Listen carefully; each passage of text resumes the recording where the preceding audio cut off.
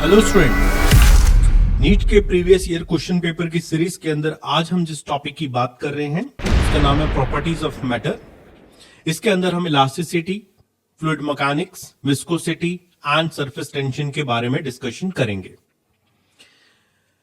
तो आज का हमारा फर्स्ट क्वेश्चन जो है वो है the following 4 wires are made of the same material, which of these have the largest in extension when the same tension is applied। देखिए, अगर हमने कहा गया है they are made of the same material का मतलब होता है तीनों का जो यंग्स मॉडुलस ऑफ इलास्टिसिटी है वो सेम है। अगर हम एक्सटेंशन की बात करें तो एक्सटेंशन का फॉर्मूला हमारे पास रहता है force upon area into Young's modulus और ऊपर लिखा जाए तो लेंथ ऑफ द वायर। अब अगर हम यहां पे चेंज इन लेंथ की बात करें that is proportional to the length होगा, और दूसरा अगर हम एरिया की बात करें तो एरिया हमारा पाई आर स्क्वायर होता है और डायमीटर की टर्म में लिखा जाए तो पाई डी स्क्वायर बाय 4 होता है। So we can just write as this the change in length is proportional to length divide by diameter का होल स्क्वायर। अब जो डेटा हमें लेंथ और डी स्क्वायर की वैल्यू सबसे ज्यादा प्रोवाइड करेगा उसका एक्सटेंशन सबसे ज्यादा होगा। तो अगर हम एक एक करके सबको कैलकुलेट करें, लेट्स से फर्स्ट वाले के लिए बात करें तो फर्स्ट वाले के लेंथ की वैल्यू हमारे पास है 300 सेंटीमीटर। जैसी यूनिट है वैसे रहने दीजिए क्योंकि हमें सिर्फ कंपेयर करना है, और डायमीटर हमारे पास 3 स्क्वायर है। सेकेंड वाले के लिए बात करें तो delta L is proportional to length is 50 centimetre divide by 0.5 का स्क्वायर हो जाएगा। थर्ड के लिए बात करें तो delta L is proportional to 100 centimetre divide by 1 square हो जाएगा। और फोर्थ के लिए बात करें तो length is 200 centimetre divide by 2 mm का स्क्वायर यहां हमारे पास आ जाएगा। अगर देखिए अब 300 को अगर 3 स्क्वायर से डिवाइड करेंगे तो नियरली आपके पास 100/3 आ रहा है। 100/3 का मतलब हो गया 33.33। यहां पे आपके पास एक पॉइंट भी लगा हुआ है, पॉइंट को हटाना होगा हमें। पॉइंट को हटा के अगर हम सॉल्व करेंगे तो ये आपके पास हुआ 50 डिवाइड बाय 5 का स्क्वायर, और पॉइंट को हटाया तो यहाँ पे 100 हो गया हमारा। ठीक है, तो यहां से अगर कट करके बात करें तो ये आपके पास आ जाएगा हमारा यहां पे हम क्या लिख रहे थे 33.33। ठीक है, यहां पे आपके पास 5 का स्क्वायर 25 हो गया, और इसको सॉल्व करें तो ये 200 कुछ आ गया, मतलब वैल्यू ज्यादा आ रही है। थर्ड वाले में बात करें 100 को 1 से डिवाइड करेंगे तो 100 बचेगा। 200 को 4 से डिवाइड करेंगे तो हमारे पास 50 बचेगा। तो इसका मतलब सबसे ज्यादा वैल्यू जो आई है वो हमारे पास डेल्टा L2 आई है। तो maximum extension comes in the option number 2। The wettability of the surface by the liquid depends primarily on angle of contact between the surface and the liquid, viscosity, surface tension and density। Wettability का मतलब होता है कि जैसे हमने किसी भी एक ट्यूब को लिक्विड के अंदर इंसर्ट करें तो राइज करेगा या फोल्ड करेगा, इसे भी समझ सकते हैं। अगर कोई भी लिक्विड आपका लिक्विड राइज करने की प्रॉपर्टी रखता है तो इसका मतलब हो गया वो लिक्विड सॉलिड सरफेस को वेट करने की प्रॉपर्टी रखता है, और उसके लिए हमारे पास एंगल ऑफ कॉन्टैक्ट की वैल्यू 90 डिग्री से छोटी होनी चाहिए। तो wettability depends on angle of contact. First option is the right answer. Copper is fixed volume V is drawn into the wire of length L. When this wire is subjected to a wire is delta L. When a wire is subjected to a force, the change in the length is delta L. कुछ misprinting है। Which of the following graph is a straight line? अब देखिए, आपको question में अगर हम बात करें तो डेल्टा L की बात हो रही है, और डेल्टा L का फॉर्मूला अभी हमने लिखा था force into length upon area into Young's modulus. But question ने हमें एरिया के बारे में बात नहीं करी है, हमें कहा गया वॉल्यूम इसका जो है ना वो कांस्टेंट है। और अगर फिक्स वॉल्यूम है तो आप क्या कर सकते हैं, एरिया इंटू लेंथ को वॉल्यूम लिख सकते हैं, और जहां पे एरिया आ रहा है उसको वॉल्यूम बाय लेंथ से रिप्लेस कर सकते हैं। अगर इसको इस तरह से रिप्लेस करें तो डेल्टा एल का फॉर्मूला बन जाता है एफ अपॉन यहाँ पे वॉल्यूम आ गया डिवाइड बाय एल, यहां पहुंच जाएगा तो एल स्क्वायर चला जाएगा इंटू वाई। अब देखिए हमारे पास बन रहा है delta L is proportional to L square. अगर हमें स्ट्रेट लाइन बनानी है तो प्रोपोर्शनल रिलेशन होना चाहिए, तो इसका मतलब फॉर स्ट्रेट लाइन हमें ग्राफ बनाना चाहिए डेल्टा एल में और एल स्क्वायर में, ताकि हमारे पास एक स्ट्रेट लाइन बन सके। तो ये आपके पास ऑप्शन नंबर 2 जो है वो एक स्ट्रेट लाइन ग्राफ को रिप्रेजेंट करता है। A certain number of spherical drops of liquid of radius small r collides to form a single drop of radius capital R and the volume capital V. If T is the surface tension of the liquid, then क्या होगा? देखिए आपको क्या कहा है, इस certain number of spherical drops of liquid of radius small R coalesce to form a single drop. देखिए बहुत छोटे छोटे ड्रॉप्स हैं और जो मिल के आपको एक बड़ी ड्रॉप में कन्वर्ट हो रही है। इसके लिए जो सरफेस एनर्जी के चेंज का जो फॉर्मूला हमारे पास रहता है वो आपके पास रहता है 4 pi R square into T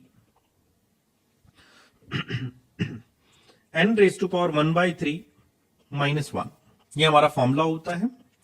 n का मतलब होता है हमारी कितनी नंबर ऑफ ड्रॉप्स मिली हैं। नंबर ऑफ ड्रॉप्स हमें नहीं दिया गया है, तो हम ऐसा कहते हैं कि हमारे पास जो स्मॉल r की वैल्यू होती है वो n raise to power 1/3 into capital R होता है। ये कहां से आता है? वॉल्यूम कंजर्वेशन से आता है।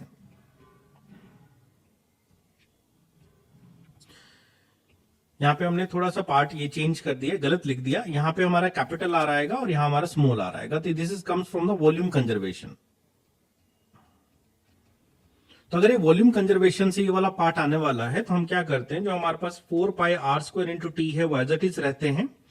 n की पावर 1/3 को r बाय स्मॉल r से रिप्लेस किया -1। यहां से हमने r एक और कॉमन लिया तो ये बन जाता है 4 pi R cube into T 1/r minus 1 capital R। ठीक है, अब क्वेश्चन है, देखिए वॉल्यूम दिया गया है। वॉल्यूम देने की वजह से हम क्या करते हैं, इस क्वेश्चन को 3 से मल्टीपल और 3 से डिवाइड करते हैं। 3 से मल्टीपल और 3 से डिवाइड करने से ये आपके पास 4/3 पाई आर की वॉल्यूम बन गया। This will become 3VT 1 by small r minus 1 by capital R। तो ऐसा ऑप्शन ढूंढना है जो ये ऐसा कुछ ऑप्शन में आ रहा हो 3VT 1 by small r minus 1 by capital R, that comes in the option number 3। The approximate depth of ocean is 2700 meter. The compressibility of water is 45.4 into 10 raised to power minus 11 Pascal inverse, and the density of water is 10 raised to power 3 kg per meter cube. What fraction compression of water will be obtained at the bottom of the ocean? Fraction का मतलब होता है हमें पता करके बताना what is the value of the change in a volume divide by original volume, जिसको हम change in a pressure divide bye bulk modulus की बात करते हैं। बट अगर क्वेश्चन में बात करें तो हमें बल्क मॉडुलस नहीं दिया गया, हमें डेंस कंप्रेसिबिलिटी दी गई है।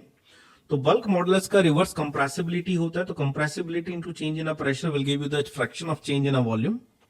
कंप्रेसिबिलिटी की वैल्यू हमारे पास है 45.4 into 10 raise to power minus 11। Change in a pressure की बात करें तो रो जी एच होता है। चेंज इन प्रेशर या increase in pressure is rho G H.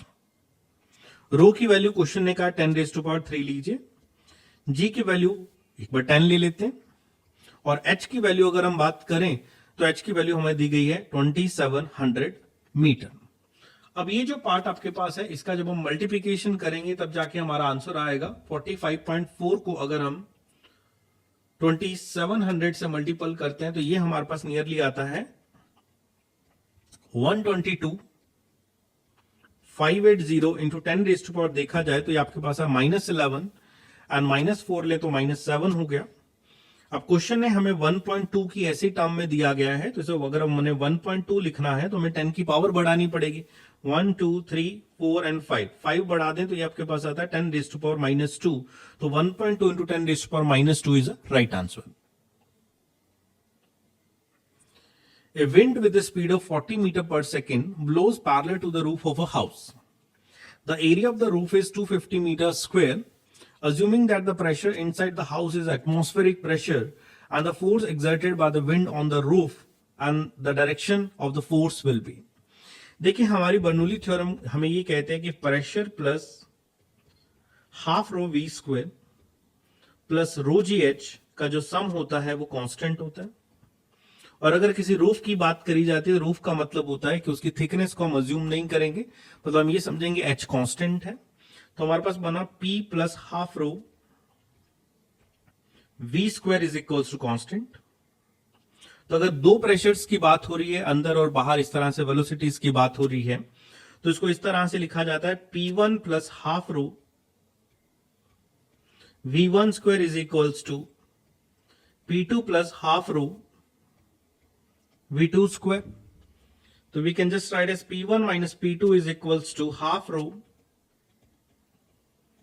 V2 square minus V1 square. P1 minus P2 का मतलब होता है change in a pressure is equals to half into rho. Rho is the density of air, that is 1.2. Velocity की बात करें तो speed of the wind outside is 40 meter per second square and inside will be taken as 0. क्योंकि inside तो wind move नहीं कर रही है ना, इनसाइड तो विंड है ही नहीं, तो अंदर क्या है, एयर है, नॉर्मल एयर है, तो उसको वेलोसिटी 0 अज्यूम करते हैं. तो ये आपके पास हो गया 1.2 divide by 2, that is 0.6 multiply by 40 का स्क्वायर बट इज 1600. तो इसको 0.6 को अगर 1600 से मल्टीपल करें तो ये हमारे पास चेंज इन प्रेशर की वैल्यू जो आ रही है वो 960 पास्कल आ रही है. बट क्वेश्चन ने हमें जो है चेंज इन प्रेशर नहीं पूछा है, क्वेश्चन ने हमसे पूछा कि फोर्स कितना होगा. तो हम कहना force will be equals to the increase in pressure into area. The pressure is equals to 960 और एरिया हमें अगर अब देखा जाए क्वेश्चन में दिया हुआ है 250. अब 960 को अगर हम 250 से मल्टीपल कर दें तो ये हमारा आंसर आता है 240,000. That can be written as 2.4 into 10 raise to power 5 newton. अब ये जो प्रेशर आपके पास आया 2.4 into 10 raise to power 5 newton, ये आया विंड के मूवमेंट की वजह से. अब क्या, अगर हम रूफ की बात करते हैं, किसी भी एक घर की रूफ है जिसके ऊपर बहुत तेज एयर चल रही है,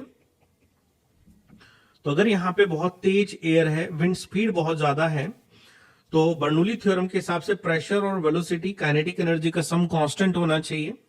अगर यहां पे हमने वेलोसिटी को इंक्रीज कर दिया है तो इसका मतलब हमारे पास काइनेटिक एनर्जी ज्यादा हो गई होगी, और अगर काइनेटिक एनर्जी ज्यादा हुई है तो at the same time pressure कम हो गया होगा.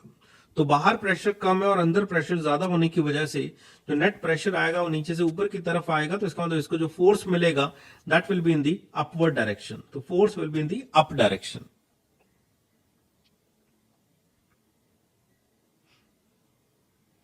The cylindrical tube of a spray pump has a radius r, one end of which has n fine holes, each of radius small r.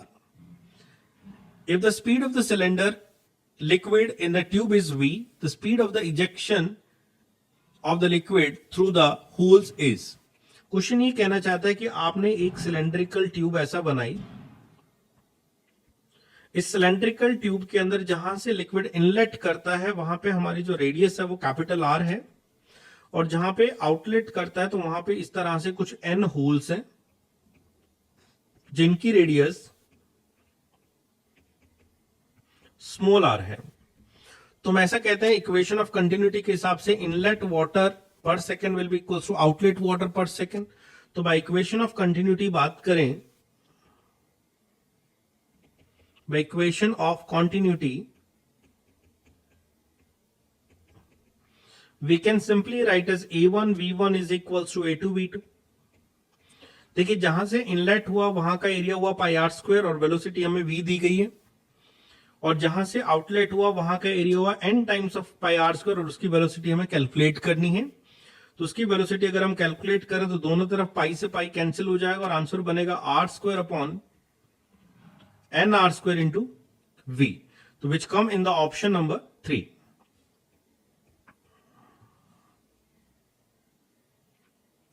The Young's model of steel is twice that of the brass. The Young's model of steel, that is equals to twice of Young's modulus of brass. Two wires of same length and same cross sectional area, one of steel and another of brass, are suspended from the same roof. ठीक है. If we want to lower end of the wire to be at the same level, then the weight added to the steel and brass wire must be in the ratio of. देखिए कहते हैं दोनों को lower level पे same level पे लेके आना है, तो इसका मतलब दोनों का जो चेंज इन लेंथ होना चाहिए वो सेम होना चाहिए.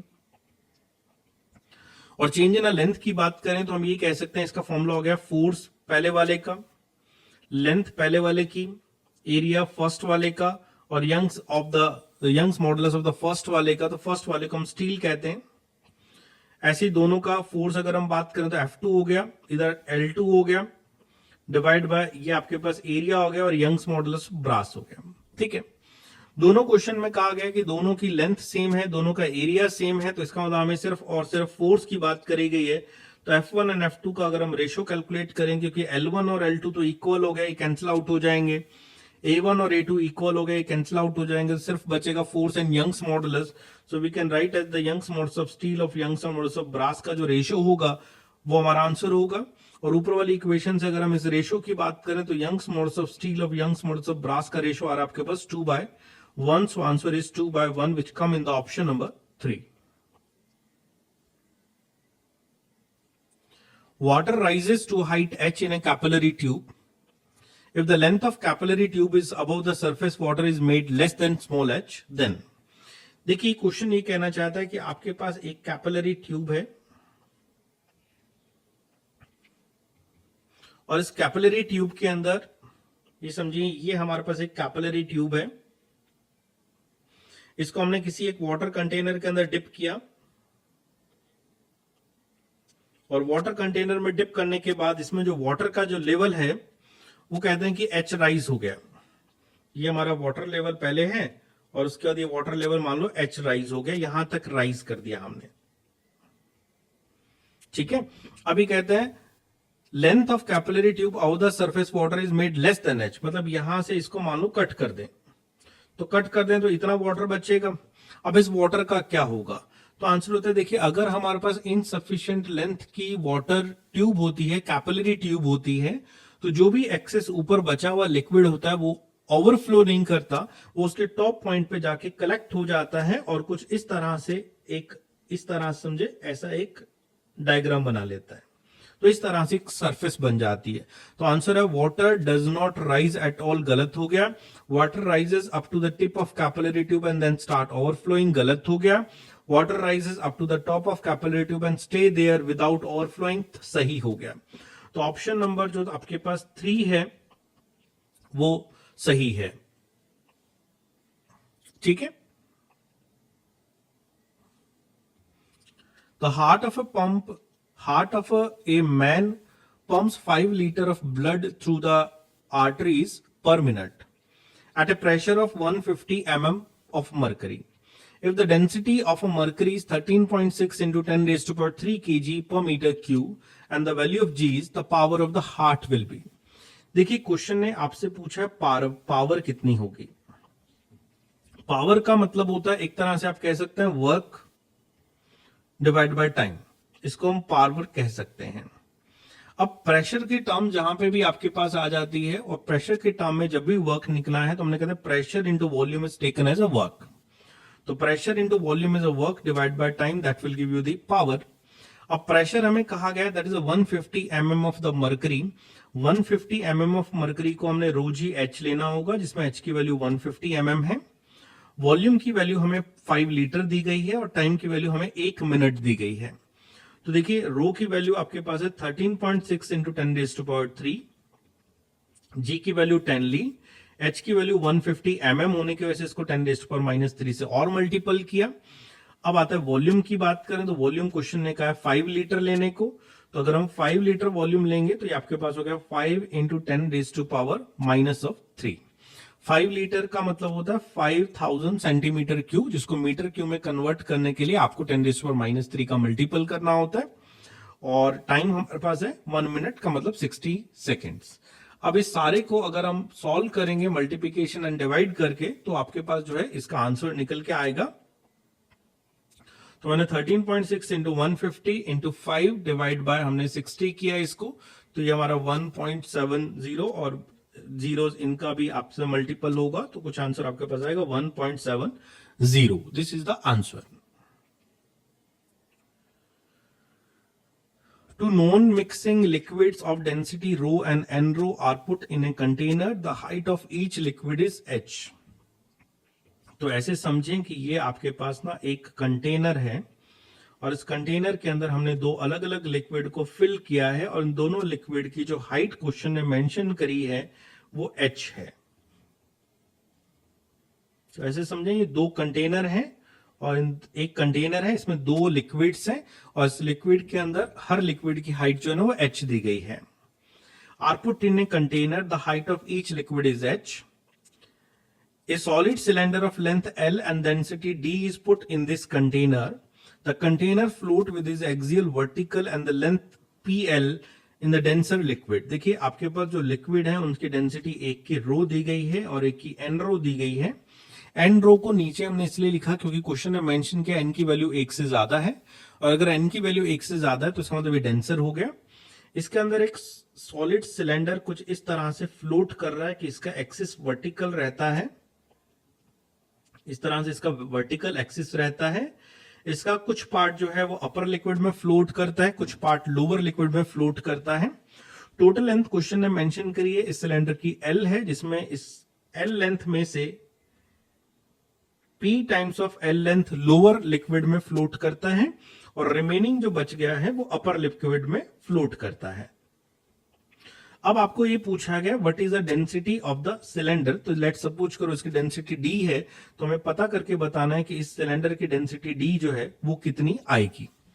तो एक सिंपल कहानी होता है, अगर कोई भी चीज फ्लोट करता है तो इसका मतलब उसका जो वेट होता है उस वेट को उसका बायनेंसी फोर्स बैलेंस करता है. तो बायनेंसी फोर्स यहां पे दो लिक्विड होने की वजह से आपने क्या करना है, बायनेंसी फोर्स के दो टुकड़े करने हैं कि एक फर्स्ट लिक्विड लगा रहा है और एक सेकेंड लिक्विड लगा रहा है. जब भी हम वेट की बात करें तो वेट के लिए हमें इसको लिखना है इसका volume of the cylinder into density of cylinder, that is equal to D into G. तो V D G, M G volume into density is mass, mass into G is weight हो गया. ठीक है. अब बायनेंसी के लिए हम लोअर लिक्विड को कहते हैं इसमें V1 वॉल्यूम है और इसमें V2 वॉल्यूम है, तो we can just write as V1 into ρ1 into G plus इसको लिखते हैं V2 इंटू ρ2 इंटू जी, क्योंकि बायनेंसी फॉर्मूला होता है V ρ G. अब देखिए सिलेंडर का वॉल्यूम तो हमें नहीं दिया गया है, लेकिन ये यूनिफॉर्म सिलेंडर होने की वजह से लेट सपोज करो ये जो सरफेस है इसका area of cross section A है, टोटल लेंथ L है, तो वॉल्यूम हो गया AL इंटू डी इंटू जी. जी चाहे तो अभी से कैंसिल आउट कर देते हैं, बार बार लिखने नहीं पड़ेंगे. तो हो गया AL इंटू डी. V1 की बात करें तो इसका एरिया A हो गया और P times of L length इसके अंदर इमर्ज है, तो PL इसका हमने लेंथ लिया PL. इसकी डेंसिटी हमें N रो कही गई है प्लस ऊपर वाले का एरिया A हो गया. L में से अगर हम PL लेंथ कम करें तो इतना ऊपर वाले पार्ट के अंदर फ्लोट कर रहा है इंटू डेंसिटी हमारे पास रो हो गई है.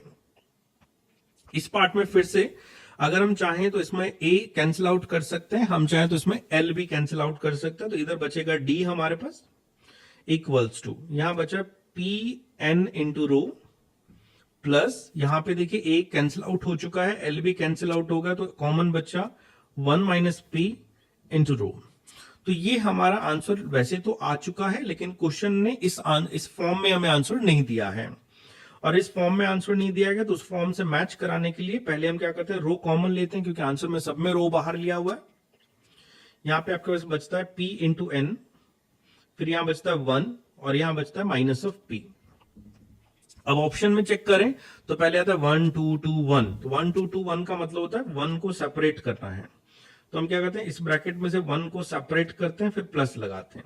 अब एक पार्ट ये बच गया, एक पार्ट ये बच गया. इस पार्ट में से अगर हम P कॉमन ले लें तो ये बनता है n माइनस 1. अब कोई ऑप्शन चेक करें तो ऐसा कोई ऑप्शन जिसमें हमारे पास 1 प्लस P n माइनस 1 2, जो कि फोर्थ ऑप्शन में आ रहा है, तो fourth option is a right answer. तो याद क्या रखना है, अगर कोई भी एक बॉडी किसी दो लिक्विड के अंदर फ्लोट करती है तो आपको दो बायनेंसी फोर्स लगाने हैं. ये बायनेंसी फोर्स दोनों के अलग अलग सेपरेट तरीके से लगेंगे, एक को FB1 कहेंगे, एक को FB2 कहेंगे. A rectangular film of the liquid is extended from 4 centimeter into 2 centimeter to the 5 centimeter into 4 centimeter. If the work done is this one, the value of the surface tension of the liquid is. देखिए work done अगर आपको इस तरह से कहीं पे भी दिया जाता है तो उसका फॉर्मूला होता है surface tension into change in area. तो वर्क डन क्वेश्चन ने मेंशन किया 3 इंटू 10⁻⁻⁴ लीजिए. सरफेस टेंशन कैलकुलेट करनी है. चेंज इन एरिया की बात करें तो पहले है 4 इंटू 2 सेंटीमीटर और बाद में 5 इंटू 4 सेंटीमीटर. 5 इंटू 4 करें तो 20 हो गया, और सेंटीमीटर स्क्वायर होने की वजह से इसको -4 लिखेंगे, माइनस 4 इंटू 2 करें तो 8 हो गया, 8 इंटू 10⁻⁻4 कहेंगे। अब ये क्वेश्चन कहता है ये तो एक फिल्म है, और अगर फिल्म है तो इसमें दो सरफेसेस होती हैं। एक सरफेस, जैसे समझो ये आपके पास एक फिल्म है, तो इस फिल्म के अंदर ऊपर की तरफ से जो दिख रहे हैं वो भी मॉलिक्यूल अनस्टेबल होते हैं, और इसके जो नीचे की तरफ जो मॉलिक्यूल्स होते हैं वो भी अनस्टेबल होते हैं, तो इसमें फ्री सरफेस 2 ली जाती है।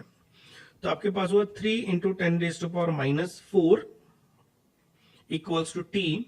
आप चाहें तो 10⁻⁻4 यहां कॉमन ले लेते हैं, यहां बचा 20 - 8 दैट इज 12, 12 इंटू 2 इज 24। ठीक है, यहां तक आपको बात समझ आ गई होगी अब तक क्या हुआ। अब क्वेश्चन कहता है what is the value of T, तो we can 10⁻⁴ is cancel with 10⁻⁴, this is 3 divide by 24, this will become 1/8, 1/8 को लिखे 0.125 न्यूटन पर metre is the right answer for the surface tension. 3 liquid of density ρ1, ρ2, ρ3 with the ρ1 is greater than ρ2 is greater than ρ3 having the same value of surface tension T. Rise, एक word आपके पास rise अगर आया है तो इसका मतलब हमारा angle of contact 0 degree से लेके 90 डिग्री के बीच में एग्जिस्ट करता है। ठीक है, 90 के इक्वल भी नहीं होगा, 90 से कम ही होगा। तो ऐसा ऑप्शन उठाना है जिसमें 0 से 90 आ जाए। ठीक है, तो फर्स्ट ऑप्शन में पाई आ रहा है, सेकंड में पाई आ रहा है, इन दोनों को एलिमिनेट करें। अब थर्ड और फोर्थ ऑप्शन में से हमें एक चूज करना है। To the same height in 3 identical capillary, तो कहते हैं तीनों लिक्विड जो है सेम हाइट तक राइज करते हैं, तो एंगल ऑफ कॉन्टैक्ट में क्या रिलेशन होगा। तो देखिए एच का फॉर्मूला हमारा होता है 2t into cos theta R rho G. तीनों कैपिलरी आइडेंटिकल है तो आर सेम हो गया, जी वैसी सेम होता है, एच सेम दिया हुआ है, लिक्विड एक जैसे तो टी सेम है। So we can simply write जो कॉस थीटा होगा वो प्रोपोर्शनल टू रो होगा। जैसे जैसे रो बढ़ता जाएगा वैसे वैसे हम कहेंगे कॉस थीटा बढ़ता जाएगा, और जैसे जैसे कॉस थीटा बढ़ता जाएगा तो कॉस थीटा की वैल्यू ज्यादा होती है छोटे एंगल पे, इसलिए थीटा कम होता जाएगा। तो सबसे ज्यादा जो हमारा रो है वो रो 1 है, तो इसका मतलब सबसे छोटा एंगल थीटा 1 होगा। उसके बाद रो 2 है तो यहां पे रो थीटा 2 आ जाएगा। उसके बाद रो 3 सबसे छोटा डेंसिटी है, तो इसका मतलब सबसे बड़ा एंगल थीटा 3 है। अब हमने कहा कि एंगल हमारा 0 से π/2 के बीच में होना चाहिए, तो इधर हम 0 कर देते हैं और इधर हम π/2 कर देते हैं। तो ऑप्शन हमारे पास जो आ रहा है वो फोर्थ ऑप्शन इसमें राइट बैठ रहा है। The bulk modulus of the spherical object is B. If it is subjected to the uniform pressure P, the fractional decrease in the radius क्या होगा। देखिए जब बल्क मॉडुलस का फॉर्मूला पढ़ते हैं ना तो आप पढ़ते हैं change in pressure divide by delta V by V। Delta V by V का मतलब होता है तो change in volume with respect to initial volume, या कहें फ्रैक्शनल डिक्रीज इन वॉल्यूम। तो डिक्रीज होने का मतलब हमने माइनस भी लगा दिया, माइनस सिर्फ शो करता है डिक्रीज होता है। लेकिन क्वेश्चन ने हमें ना रेडियस के बारे में पूछा है, तो ऐसे कहते हैं किसी भी एक स्फीयर का वॉल्यूम जो होता है वो उसकी रेडियस की पावर 3 पे डिपेंड करता है। ठीक है, अगर आपको परसेंटेज वाला पार्ट याद हो तो इसमें इसका जो फ्रैक्शनल चेंज होता है वॉल्यूम का वो उसकी 3 पावर होने की वजह से 3 टाइम्स ऑफ वॉल्यूम चेंज होता है रेडियस का। ये कैसे करते हैं हमें एरर के अंदर हम कहते हैं जो भी हमारे पास पावर है उसको आगे लाके लिख दीजिए बस। तो आर की पावर 3 थी तो इसको 3 टाइम्स कर दिया हमने। तो जहां पे आपके पास डेल्टा V बाय V आ रहा है वहां पे 3 times of delta R by R यहाँ पे शिफ्ट करेंगे, तो इस will become minus of 3 times of delta R by R is equals to delta P by B. So we can write as the fractional change in the radius is equals to 1/3 times of change in a pressure divided by bulk modulus, जो कि हमारे पास option number अगर हम बात करें तो P/3B की term में थर्ड आ रहा है। Third option is a right answer.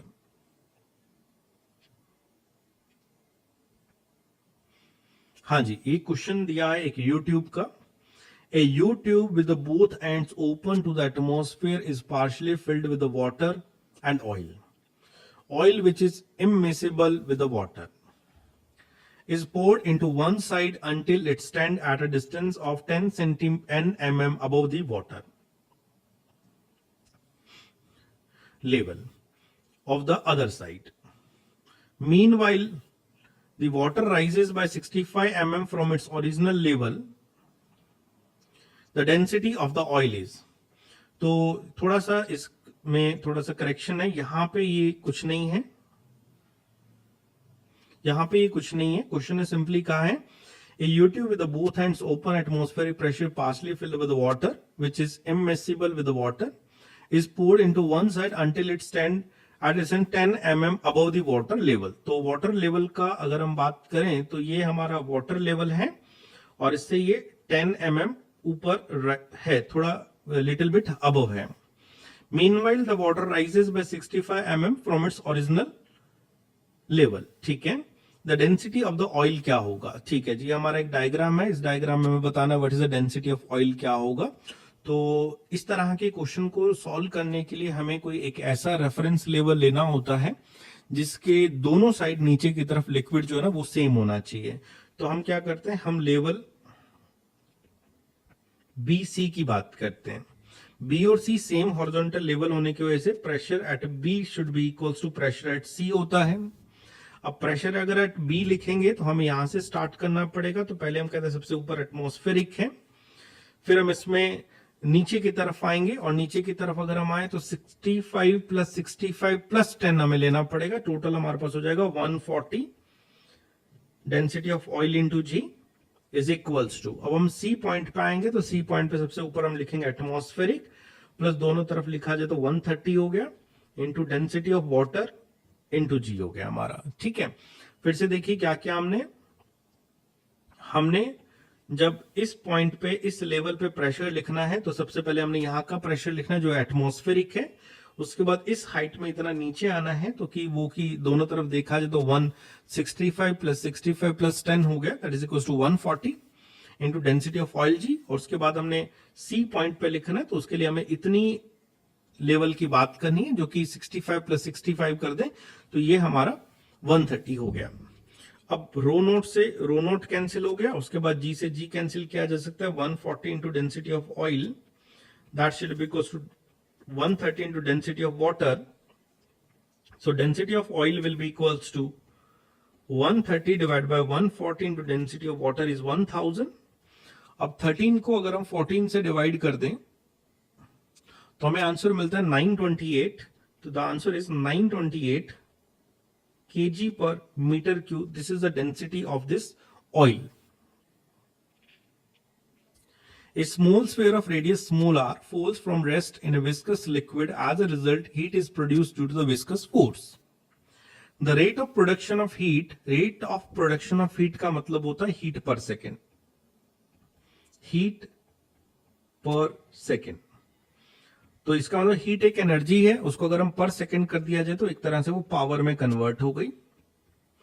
तो पावर का फॉर्मूला है फोर्स इंटू वेलोसिटी. देखिए, the rate of production of heat when the sphere attains a terminal velocity. तो पावर हमें बतानी है, power is equal to force into velocity हो गया हमारे पास. ठीक है जी, चलो अब कहते हैं कि हम फोर्स की बात क्या करें. फोर्स कौन सा लग रहा है, विस्कस फोर्स लग रहा है. वेलोसिटी कौन सी हो गई, टर्मिनल वेलोसिटी हो गई, है ना. विस्कस फोर्स का फॉर्मूला होता है 6 पाई ईटा आर इंटू वी, वो भी टर्मिनल हो गई और इधर भी टर्मिनल हो गई. तो अगर हम पावर की बात करें तो किसके प्रोपोर्शनल बन रहा है, एक तो रेडियस आ गया, एक टर्मिनल वेलोसिटी की पावर 2 आ गया. टर्मिनल वेलोसिटी का फॉर्मूला अगर आपको याद हो तो ये होता है आपके पास 2/9 R square upon eta density of body minus density of liquid into G. तो इसका मतलब terminal velocity is proportional to R square हो गया. अब वापस आते हैं, पावर इज प्रोपोर्शनल टू एक आर हो गया, एक आर स्क्वायर का भी स्क्वायर हो गया. तो इसका मतलब टोटल देखा जाए तो power is proportional to R raised to power 5 answer आ गया which come in the option number 3. अभी की वीडियो में बस हम इतनी ही बात करेंगे. अभी इसके में हमें और क्वेश्चन करते हैं तो उसके लिए हम जल्दी मिलते हैं आपके पास नेक्स्ट वीडियो के साथ. Thank you so much.